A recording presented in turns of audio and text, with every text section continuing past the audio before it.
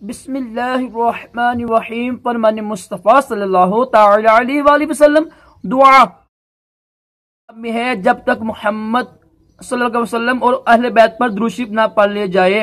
صلو علی الحبیب۔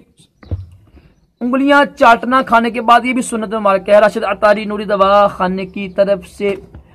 آج جو میں باتیں کرنے لگا ہوں نا، یہ بہت ہی اہم ہے، بہت ہی زیادہ اہم ہے، اور حکیموں کے لیے بھی بہت زیادہ اہم ہے، جو طب کے ساتھ شوق رکھتے ہیں، نسخے خود بناتے ہیں، ان کے لیے بھی بڑی اہم ہے، اور یہ بہت ہی زیادہ دیکھیں نا خطرناک ہوتی ہے۔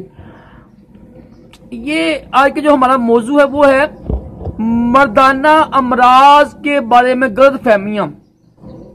ہوتا کیا ہے، بیچارے حکیم جو ہوتے ہیں نا، جو صحیح حکیم نہیں ہوتے ہیں، عام بیٹھے ہوتے ہیں، 50 روڈ ہو گیا، دعا فروش ہو گیا، یعنی اشتہار لگا کے نا، وہ کہتے ہیں وہ کہتے ہیں جی جریان، احتلام، صورت انزال اور ذکاوت حس ایک ہی بیماری ہے۔ پہلی بات تو یہ ہے۔ دوسری کیا کہتے ہیں، وہ سمجھتے ہیں کہ احتلام، جریان، صورت انزال، ذکاوت حس، اس میں گرم ہونا ضروری ہے، یعنی سمجھتے ہیں اس میں گرمی زیادہ ہوتی ہے، یہ بھی غلط ہے۔ اور تیسرا کیا کرتے یہ ہیں کہ جریان میں بھی، احتلام میں بھی، صورت انزال میں بھی لوگوں کو دعوت دیتے ہیں جس میں من گاری ہوتی ہے، وہ جسے کہتے ہیں مغلظ کہتے ہیں، تو یہ بھی غلط ہے۔ اور کچھ ایسے بھی کہتے ہیں جی اس جریان، احتلام، صورت انزال میں ذکاوت حس بڑھ جاتی ہے، تیزی ہو جاتی ہے، جی حس کی تیزی ہو جاتی ہے۔ اب وہ کیا کرتے ہیں، ٹھنڈی دوائی دیتے ہیں، یہ بھی غلط ہے۔ حالانکہ بعض اوقات گرم دوائی دینے سے بھی انسان کو آرام آ جاتا ہے، لیکن کب؟ جب اس کا وقت صحیح ہو۔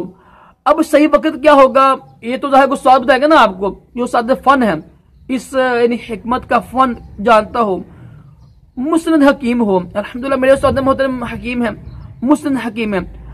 تو اب دیکھیں جو جریان ہے، جریان کو کہتے ہیں، اس میں بتاؤں گا انشاءاللہ، یہ اعصابی نا، اعصابی عضلاتی تحریر ہوتی ہے۔ اب جو احتلام ہے وہ خشک سرد ہوتا ہے غالباً، ٹھیک ہے۔ اب جو صورت انزال ہے یہ گرم خشک ہوتی ہے۔ میں اس کو بناؤں گا ویڈیو میں کہ احتلام کی کیا تخشیص ہوتی ہے۔ تو نا تخشیص ہونا، مزاج کی پہچان ہونا، اس احتلام میں اس کا مزاج کیا ہے، احتلام جریان میں اس کا مزاج کیا ہے، صورت انزال میں اس کا مزاج کیا ہے، یہ بہت ہی ضروری ہے۔ یہ جو ہے نا، یہ بیماریاں جو مردوں کو ہوتی ہیں، اس کے بارے میں بہت غلط فہمی ہے نا، یہ کہ جی دیکھو یہ سب گرم ہوتی ہیں جی، اس میں منی گالی کراؤ جی۔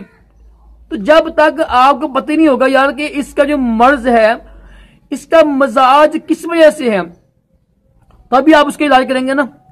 تو یہ کچھ باتیں تھیں، تو اللہ کے لیے اس میں آپ کو بتایا، میں نے پیغام دیا ہے، میسج دیا ہے کہ ہمیشہ دعائی جب استعمال کریں، نسخے استعمال کریں، چاہے دیسی نسخے بھی ہوں، اپنے مزاج کی یعنی پہچان ہونا ضروری ہے، ورنہ نقصان ہوگا۔ دوائی اچھی ہوتی ہیں، اور پھر آپ کو پتا ہوگا کہ جریان کا کیا یعنی مزاج ہے، کس وجہ سے ہوتا ہے، احتلام کا، صورت انزال کا، پھر دوائی استعمال کیا کریں۔ اس کا اچھا طریقہ یہی ہے، کسی اچھے ڈاکٹر سے، کسی اچھے حکیم کے پاس جا کر، ان کو پیسے دے کر ان سے نسخے بنایا کریں۔ اللہ کے لیے یار، حکیم جو ہوتے ہیں نا، حکیم پڑھے ہوتے ہیں، 4 سال پڑھتے ہیں بیچارے، تو کیا ہم لوگ یوٹیوب پہ بیٹھ کے حکیم بن جائیں گے؟ کیا ہم لوگ بغیر کتابیں پڑھے، بغیر شوق کے ساتھ حکیم بن جائیں گے؟ چند 2-3-4 نسخے پکڑ لیے اور حکیم بن گئے؟ ایسا تو نہیں ہوگا پیارے بھائیوں۔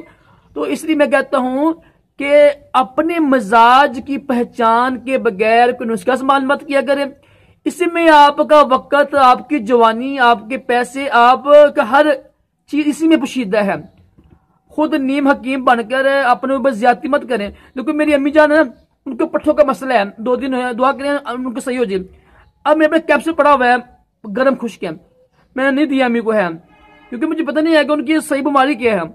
تو یہ ہوتا ہے صحیح طریقہ، میں دیا ان کو نہیں ہے، حالانکہ وہ اسی چیز کے لیے بنا ہوا ہے، میں نے نہیں دیا کیونکہ مجھے پتہ نہیں ہے ان کے مزاج کیا ہے، ٹھیک ہے۔ یہ ہوتا طریقہ ہوتا ہے۔